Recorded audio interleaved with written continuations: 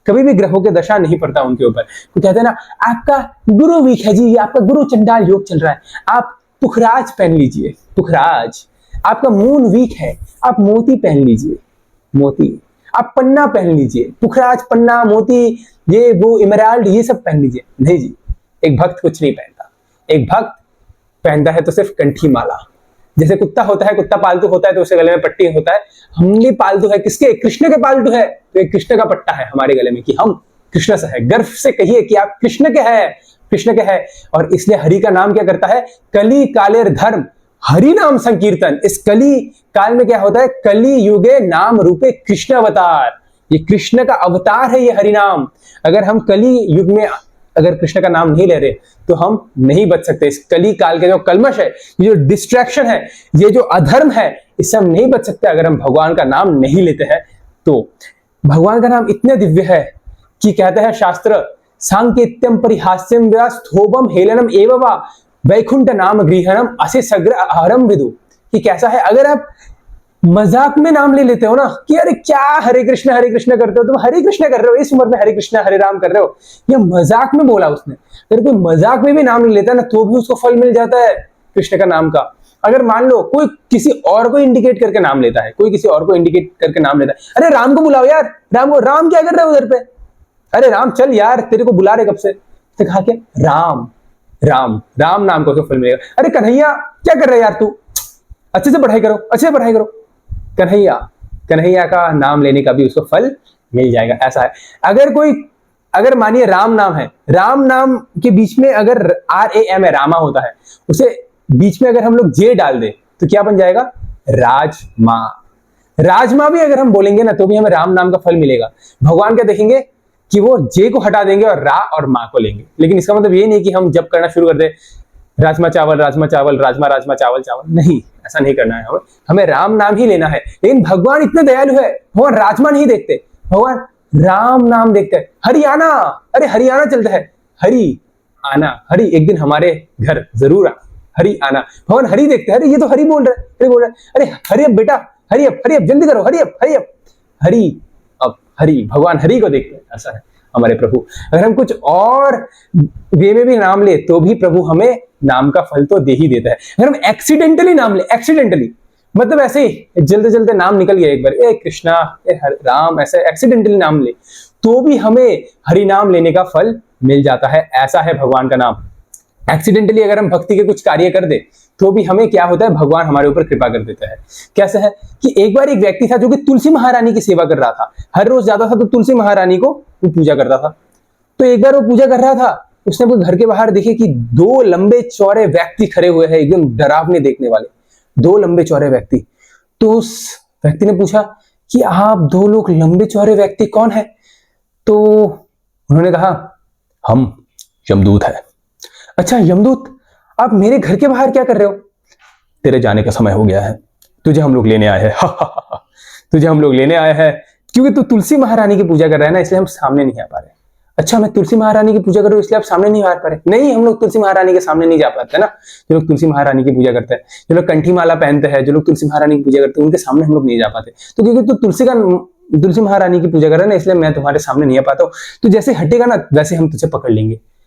अच्छा, तो मैं तुलसी महारानी की पूजा कर रहा हूं इसलिए आप मेरे सामने नहीं आ पा रहे। वो व्यक्ति तुलसी महारानी को पकड़ के बैठ गया। मैं हटूंगा ही नहीं, मैं हटूंगा ही नहीं यहां से, मैं तुलसी महारानी को पकड़ के बैठ जाऊंगा। यमदूत कहने लगे, अरे हट जा भाई, तेरे प्रारब्ध है, तुझे इस समय मरना है। ये देख, ये देख, लिस्ट में तेरा नाम है, देख, तुझे इस समय मरना है, तेरे प्रारब्ध है, हट जा तुलसी महारानी के सामने से। नहीं, मैं नहीं हटने वाला, मैं नहीं हटने वाला तुलसी महारानी के सामने से। प्राण जाए पर वचन ना जाए जी, नहीं हटेंगे हम तुलसी महारानी के सामने से। तो यमदूत तो दुविधा में क्या करे, गए यमराज के पास। यमराज के पास गए, यमराज से कहने लगे, अरे यमराज जी देखिए, ये व्यक्ति तुलसी महारानी को पकड़ के बैठा है, इसको जाने का समय है, ये जा नहीं रहा, ये तुलसी महारानी को ये पकड़ के बैठा हुआ है। तो यमराज आए, यमराज आके कहने लगे, अरे तेरा प्रारब्ध है, तुझे इस समय मरना है, देख इसमें नाम है तेरा, तू छोड़ दे तुलसी महारानी को, क्यों पकड़ के बैठा है तू तुलसी महारानी को, छोड़ दे। नहीं, मैं तुलसी महारानी को नहीं छोड़ने वाला, मैं जैसे मैं छोड़ूंगा तुम लोग मुझे ले जाओगे, तुम लोग मुझे मार डालोगे, तुम लोग मुझे नर्क में सराओगे। नहीं नहीं, मैं नहीं लेके जाने, नहीं छोड़ने वाला मैं तुलसी महारानी को। तो अब क्या करें? अब गए महाकाल के पास, गए शिव जी के पास, गए यमदूत यमराज मिलके गए शिव जी के पास। शिव जी को जाके कहने लगे कि महादेव देखिए, एक व्यक्ति है जिसको अभी मरने का समय है, लेकिन ये क्या कर रहा है, ये तुलसी महारानी को छोड़ नहीं पा रहा। और जो तुलसी महारानी को पकड़ के बैठ जाए उनके सामने हम लोग जा नहीं पाते। तो आप जाके कुछ कीजिए ना महादेव। तो गए शिव जी जाके कहने लगे कि क्यों तू तुलसी महारानी को पकड़ के बैठा हुआ है, छोड़ दे तुलसी महारानी को, तुझे अब जाना है इस समय। देख, विधि के विधान को मत बदल, विधि के विधान को मत बदल, तुझे इस समय मरना है तो तुझे अभी जाना पड़ेगा, चल। तो वो व्यक्ति कहने लगा, नहीं मैं नहीं छोड़ने वाला तुलसी महारानी को, नहीं तुम लोग मुझे मार डालोगे, नहीं मैं नहीं छोड़ने वाला। ब्रह्मा जी आ गए, यमदूत, यमराज, शिव और ब्रह्मा, ये 4 जन मिलके कहने लगे, छोड़ दे, मैं पितामह ब्रह्मा मैं बोल रहा हूं तुझे, छोड़ दे तुलसी महारानी को और चला जा अभी यमदूतों के पास। क्यों विधि का विधान को बदल रहा है? वो नहीं मैं नहीं छोड़ने वाला। तो ये चारों मिलके गए भगवान विष्णु के वैकुंठ में, नारायण को जाके कहने लगे, नारायण देखिए एक व्यक्ति है जो आपकी तुलसी महारानी जो आपको बहुत प्रिय है उसको वो पकड़ के बैठा हुआ है, उसका भी मरने का समय है, ये देखिए लिस्ट में उसका नाम है, देखिए इसका आधार कार्ड का नंबर भी है, लिस्ट में उसका फोन नंबर है, देखिए उसका नाम है, इसको अभी मरना है अभी, ये देखिए हट नहीं रहा यहां से, क्या करे? तो नारायण ने कहा, एक काम करो, उसको कहो कि मैं उसे बुला रहा हूं, उसको मेरे धाम में लेके आओ। अगर वो मेरे धाम नहीं आना चाहे तो उसको पालकी में बिठा दो और उसको पालकी में बिठाकर उसको बोलो तू तुलसी महारानी को लेके तो बैठ, तू तुलसी महारानी को लेके बैठ, तेरे को नारायण बुला रहे, तू नारायण के पास चल। तो गए ब्रह्मा जी, यमदूत, यमराज और शिव जी, ये चारों गए और कहने लगे, चल नारायण तुझे बुला रहे। कहते नहीं, जैसे ही मैं तुलसी महारानी को छोड़ूंगा तुम लोग मुझे पकड़ लोगे, ये तुम लोगों का प्लान है, नहीं मैं नहीं छोड़ने वाला तुलसी महारानी को। कहने लगा, अरे रुक जा, तेरे पालकी लेके आए हैं, देख तू पालकी में बैठ, तुलसी महारानी को लेके बैठ, तू तुलसी महारानी को छोड़ मत, तू तुलसी महारानी को लेके बैठ और चल नारायण के पास, बुला रहे तुझे। तो कहा ठीक है। वो तुलसी महारानी को लिया, एकदम डर के वो बैठा वो पालकी में, तुलसी महारानी को ऐसे पकड़ के रखा है, वो तुलसी महारानी को नहीं छोड़ने वाला, मैं कुछ भी कर लो मैं तुलसी महारानी को नहीं छोड़ने वाला। तुलसी महारानी को लेके वो बैठा पालकी में, एक पालकी का कंधा दिया ब्रह्मा जी ने, एक पालकी का कंधा दिया शिव जी ने, एक पालकी को कंधा दिया यमदूत ने, एक पालकी को कंधा दिया यमराज जी ने। तो ऐसे 4 जनों ने कंधा दिया पालकी को और चलते पहुंचे कहां पर? वैकुंठ में, नारायण के धाम में। और नारायण से कहने लगे, ये रहा वो व्यक्ति, देखिए ये छोड़ नहीं रहा, तुलसी महारानी को छोड़ नहीं रहा। तो नारायण ने पूछा, अरे भाई क्यों छोड़ नहीं रहे तुलसी महारानी को, अभी तो तुमको जाने का समय है ना। कहा नहीं, जैसे ही मैं तुलसी महारानी को छोड़ूंगा क्या करेंगे ये लोग, मुझे लेके जाएंगे और फिर यमपुरी लेके जाएंगे, नरक में लेके जाएंगे, सराएंगे मुझे, नहीं मैं नहीं छोड़ने वाला। तो नारायण ने कहा, देख तुझे अभी चिंता करने की कोई आवश्यकता नहीं है, अब तू मेरे धाम आ चुका है, अब जो मेरे धाम आ जाता है ना उसको फिर और कहीं जाने की आवश्यकता नहीं है। हे ब्रह्मा जी, शिव जी, यमराज जी और यमदूतों, तुम लोग सब चले जाओ, अब ये मेरे धाम आ चुका है, अब ये मेरे धाम में ही रहेगा, और जो एक बार मेरे धाम में आ जाता है उसको वापस से पुनर्जन्म नहीं होता। तो ऐसा है भगवान का नाम, भगवान की भक्ति अगर कोई एक्सीडेंटली भक्ति कर दे, इसने एक्सीडेंटली तुलसी महारानी की पूजा कर रहा था एक्सीडेंटली, और उसको इतना बड़ा लाभ मिला। क्या लाभ मिला? क्योंकि स्वयं ब्रह्मा और शिव, यमराज और यमदूत, इन चारों ने मिलकर पालकी में बैठाकर नारायण के धाम लेके गए। ये लाभ उसको मिला क्योंकि उसकी थोड़ी सी आकर्षण हो गई थी, थोड़ा सा अट्रैक्शन हो गया था किसके प्रति? तुलसी महारानी के प्रति। जैसे उसने सुना कि यमदूत उसको लेके जाने वाले हैं, वैसे वो तुलसी महारानी से अटैच्ड हो गया। तो ये फल मिलता है हमें अगर हम भगवान का नाम लेते हैं, भगवान की भक्ति करते हैं। ऐसा अगर कोई भगवान का नाम लेता है तो उसके ऊपर भूत प्रेत पिशाच कभी हमला नहीं करते, कभी भी हमला नहीं करते।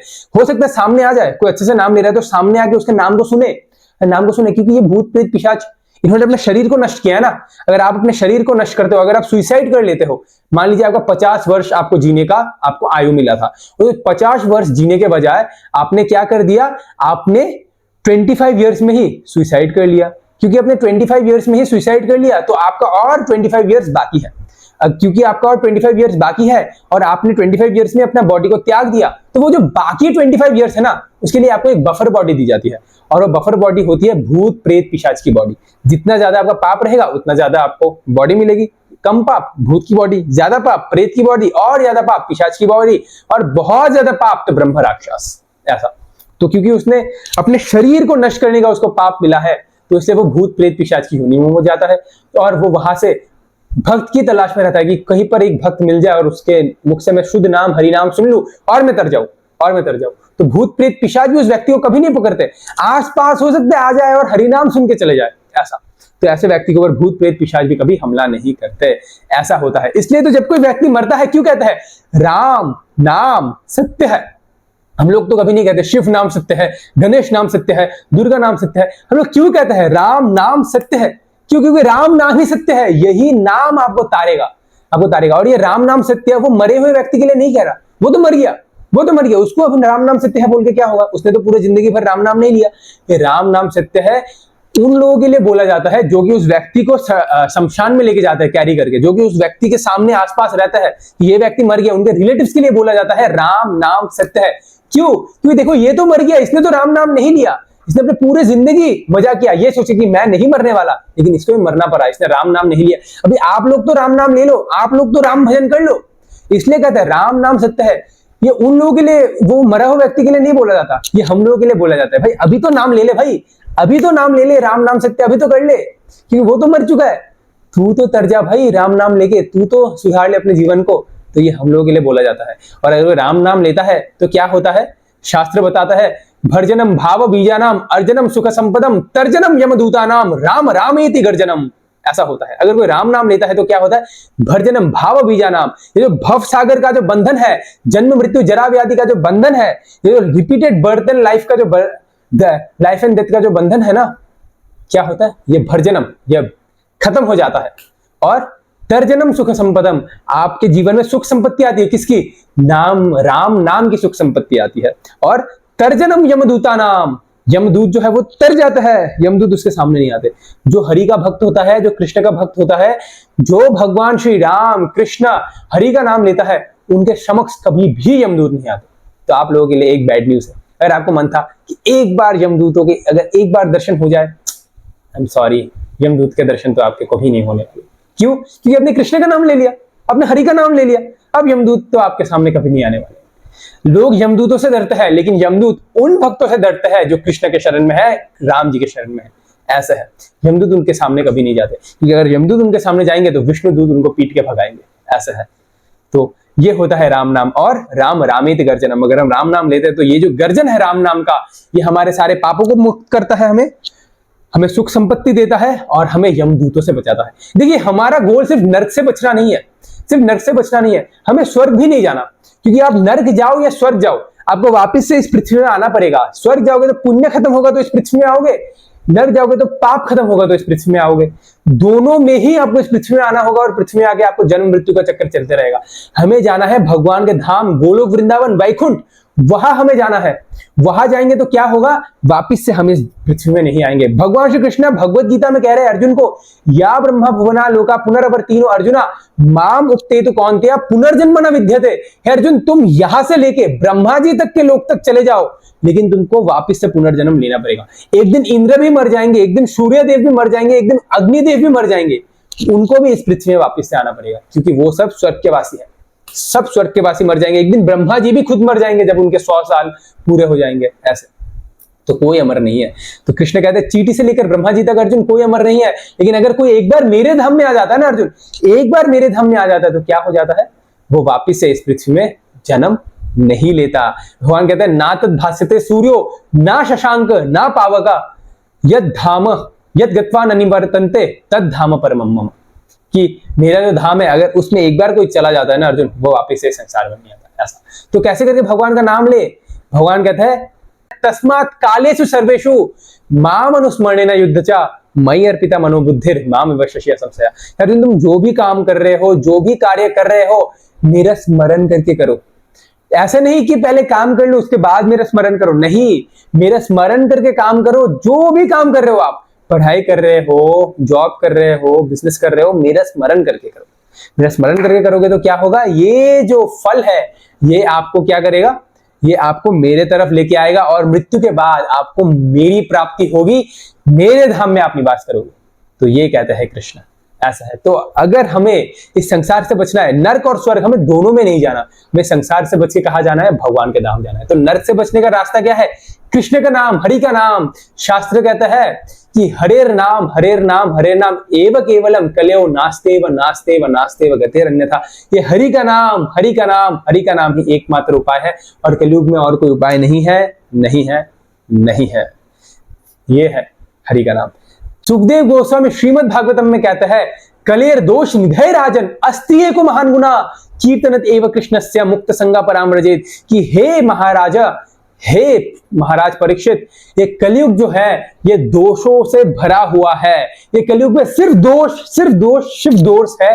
ये सिर्फ एक महान गुण है, सिर्फ एक, और वो क्या है, अरे कृष्ण का नाम ले ले, राम का नाम ले ले, कीर्तनत एव कृष्ण से मुक्त संग परामृजे, तो उसको मुक्ति प्राप्ति होती है, वो भगवान के धाम जा सकता है सिर्फ कृष्ण का नाम लेने से। ऐसा है कृष्ण का नाम। तो इसलिए हम सबको भगवान श्री कृष्ण का नाम जप करना चाहिए, ताकि हम इस नारकीय जीवन से, आप ये मत सोचिए कि मृत्यु के बाद ही नरक है, ये भी एक नारकीय जीवन ही है। ये जो जन्म मृत्यु का जो चक्कर है, ये भी एक नारकीय जीवन है। हम मृत्यु से डरते हैं, हम सब मृत्यु से डरते हैं, लेकिन मृत्यु मेन प्रॉब्लम नहीं है, मेन प्रॉब्लम तो जीवन है। जीवन मिलता है तभी तो मृत्यु होती है। लोग रिजल्ट से डरते हैं, रिजल्ट मेन प्रॉब्लम नहीं है, मेन तो एग्जाम है। एग्जाम होगा तभी तो रिजल्ट आएगा ना, एग्जाम ही खत्म कर दो रिजल्ट आएगा ही नहीं। उसी प्रकार से मृत्यु तब आएगा जब जीवन मिलेगा। आप जीवन को ही खत्म कर दो ना, आप जन्म को ही खत्म कर दो, मृत्यु आएगा ही नहीं। तो हमें इस जन्म से निकलना है, जन्म मेन प्रॉब्लम है, मां के गर्भ में प्रवेश करना मेन प्रॉब्लम है। इससे निकलिए, भगवान की भक्ति कीजिए और हरि के धाम जाइए। तो ऐसे करके हम क्या कर सकते हैं, नरक से मुक्त हो सकते हैं, यमदूतों से मुक्त हो सकते हैं और भगवान के धाम में निवास कर सकते हैं भगवान की भक्ति से। तो ये लास्ट पार्ट था इस जर्नी टू हेल्थ जो सीरीज चल रहा था, ये लास्ट पार्ट था। तो इसी के साथ साथ ये जर्नी टू हेल्थ सीरीज खत्म होता है। अगर आपको पसंद आया तो आप सबसे मैं ये विनती करता हूं कि भगवान का नाम जप कीजिए, भगवान की भक्ति कीजिए। कि अनंत अनंत जन्म बीत गए, अनंत अनंत जन्म बिगड़ गए, अब तो कृष्ण का नाम हमें भजना चाहिए और इस जीवन को सार्थक करना चाहिए भगवान का नाम जप के। Hare Krishna. Thank you very much for watching.